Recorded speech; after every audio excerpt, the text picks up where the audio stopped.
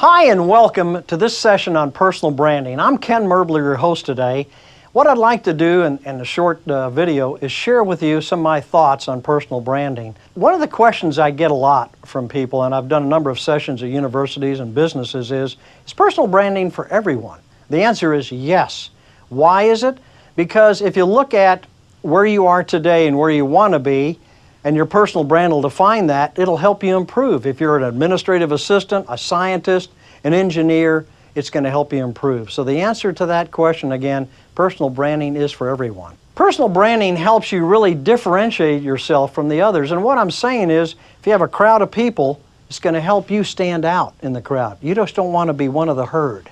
Let's give some examples to kind of illustrate, and I'm going to give you extreme examples of people that are highly branded, and you'll know these people. The first example is Albert Einstein. Albert Einstein's dead. He's been dead a long time ago. I was watching a show the other day. His estate is still bringing in the heaviest amount of money of all, Elvis Presley, etc. Albert Einstein still brings in money. You know why?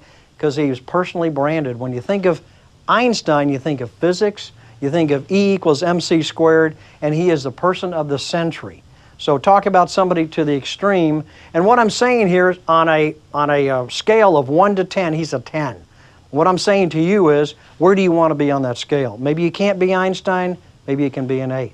Let's look at Oprah, Oprah Winfrey. She is branded to the extreme too, but in fact, multiple brands. She's philanthropic. She gives a lot of money. She helps people. So she's branded as a giver and a helper of a lot of people.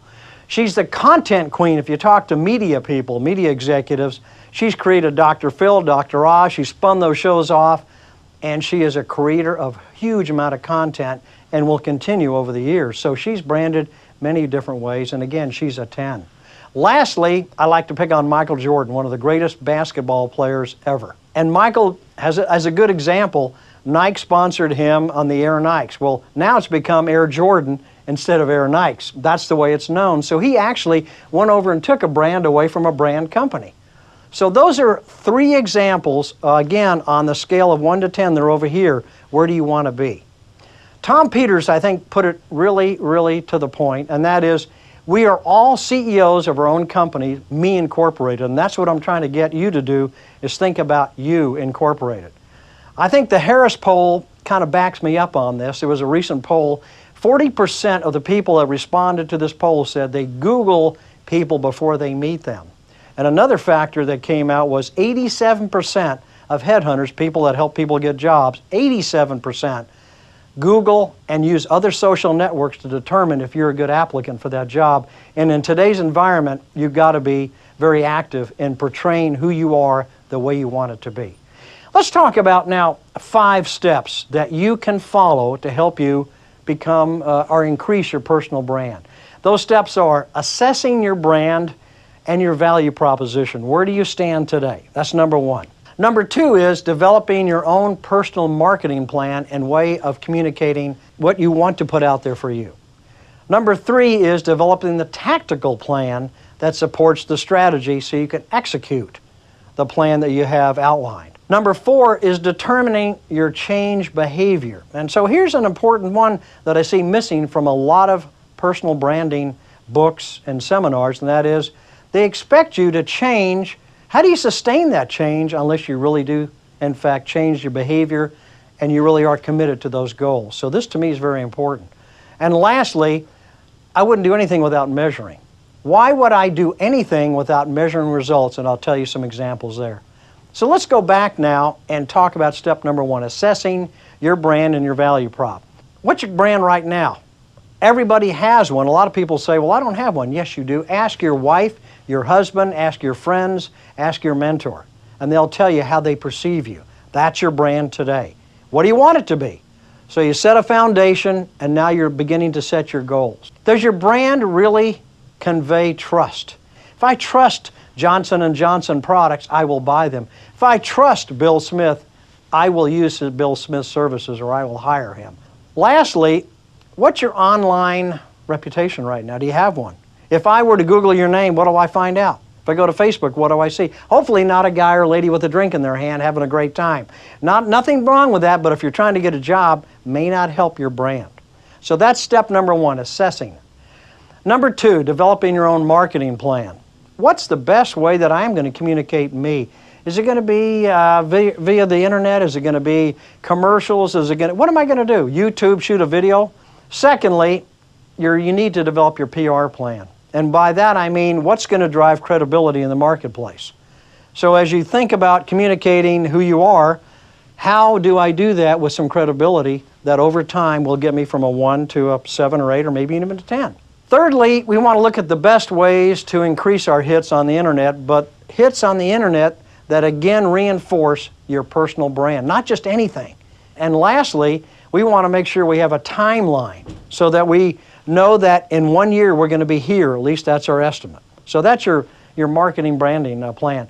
Next is really our tactical plan. So I have a high-level branding strategy, marketing strategy. Now I got to go tactical. What are the activities that will help you execute that brand strategy? One of the things that you've got to come to grips with will be the content. In other words, when I think of an article, what's that article going to be about?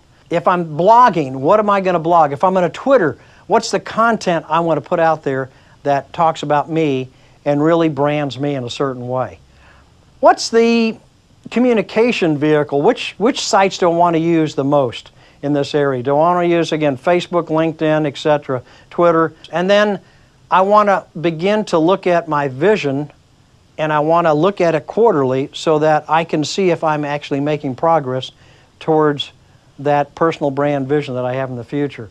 And lastly, I want to make sure that I look at the associations and clubs that would help me become a little bit more eminent in the area, in the field that I'm involved in. So that's the tactical.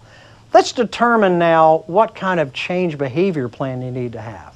First step there is, do I have a burning platform? A lot of people say, well, what's that? Well, that means like, I need a promotion, I need more money, I need a new job, I'm not happy where I am. That's my burning platform. That will force me to follow this plan. If I don't have that, it's just like going on a diet. A lot of people go on a diet, they lose 10 pounds, they gain 30 back. They don't really have a burning platform about their appearance and what they really want to do health-wise. Next, get a mentor so that as you throw these ideas out there, he or she can help you stay the course and remind you of the actions you've got to take. I guess the last one would be removing obstacles. So we all have obstacles in our lives that we've got to remove in order to change and sustain that change. So to me, that's a very important step number 4. Okay, now we're ready to go to the 5th step, and the 5th step is on measurement. As I said earlier, I would not do anything in my life unless I could measure the results of all the sacrifice and commitment and activities that I've done. So let's talk about what some measures you might want to use and consider to see how successful you are in this movement from 1 to 10.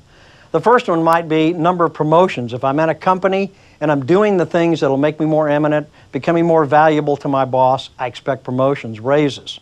Maybe I want a new job, so maybe I measure, did I really get that job that I went after 6 months ago? How many hits on the internet do I have? I used to have, on the baseline, 10, and now I have 100, so I've made progress. The last one, and to me a very important one, is my network. One of the things that is going to be very, very key to your personal branding is going to be increasing the number of people in your network, influential people, that can help you gain eminence and help your career path towards your ultimate goal. So now we've talked about 5 steps: assessing where you stand today and doing baseline and determining where you want to go, what's your value prop. Number 2, developing your marketing strategy and your communications vehicle. Number 3, the tactical plan. How do I execute the marketing plan? Number 4, determining what kind of change behavior I need to make. And lastly, measuring. So with those 5 steps, I think you've got a great opportunity to move forward, tell the world who you are. Good luck and happy branding. Thank you very much.